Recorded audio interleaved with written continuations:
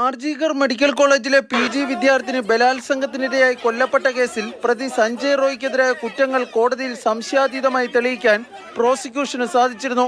എന്നാൽ കേസ് അപൂർവങ്ങളിൽ അപൂർവമാണെന്ന പ്രോസിക്യൂഷൻ വാദം കോടതി അംഗീകരിച്ചില്ല. ഇതേ തുടർന്നാണ് സഞ്ജയ് റോയ്ക്ക് വധശിക്ഷ ഒഴിവായത്. ജീവപര്യന്തത്തിനു പുറമെ 50,000 രൂപയുടെ പിഴയും സഞ്ജയ് റോയ്ക്ക് കോടതി വിധിച്ചു. പെൺകുട്ടികളുടെ സുരക്ഷ സംസ്ഥാനത്തിന്റെ ഉത്തരവാദിത്തമാണെന്നും കോടതി ചൂണ്ടിക്കാട്ടി. അതിൽ വീഴ്ച വരുത്തിയതിനാൽ സംസ്ഥാന സർക്കാർ കൊല്ലപ്പെട്ട മെഡിക്കൽ വിദ്യാർത്ഥിനിയുടെ മാതാപിതാക്കൾക്ക് 17 ലക്ഷം രൂപ നഷ്ടപരിഹാരം നൽകണമെന്നും കോടതി വിധിച്ചു. എന്നാൽ തങ്ങൾക്ക് നഷ്ടപരിഹാരമല്ല, നീതിയാണ് വേണ്ടതെന്ന് ഇരയുടെ കുടുംബം വ്യക്തമാക്കി. വിചാരണ കോടതി വിധിക്കെതിരെ CBIയും ഇരയുടെ കുടുംബവും കൊൽക്കത്ത ഹൈക്കോടതിയിൽ അപ്പീൽ നൽകും.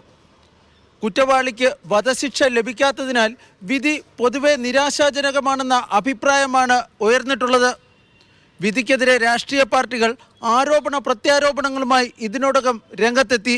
വധശിക്ഷ ലഭിക്കാതെ പോയത് CBI അന്വേഷണം കാരണമാണെന്നാണ് ബംഗാൾ മുഖ്യമന്ത്രി മമതാ ബാനർജിയുടെ ആരോപണം. കേസിന്റെ അന്വേഷണം ബംഗാൾ പോലീസ് ആദ്യഘട്ടം മുതൽ അട്ടിമറിച്ചിരുന്നുവെന്ന് BJP ആരോപിച്ചു. അതേസമയം കൊല്ലപ്പെട്ട മെഡിക്കൽ വിദ്യാർത്ഥിനിയുടെ കുടുംബത്തിന് നീതി നിഷേധിക്കപ്പെട്ടെന്ന് CPM പോളിറ്റ് ബ്യൂറോ അംഗം ബൃന്ദ കരാട്ട് പറഞ്ഞു. ശിക്ഷാവിധി കേൾക്കാൻ സിയാൽദ കോടതിക്ക് സമീപം തടിച്ചുകൂടിയ ജനങ്ങൾ നിരാശയോടെയാണ് പിരിഞ്ഞത്. മാതൃഭൂമി ന്യൂസ്, ഡൽഹി.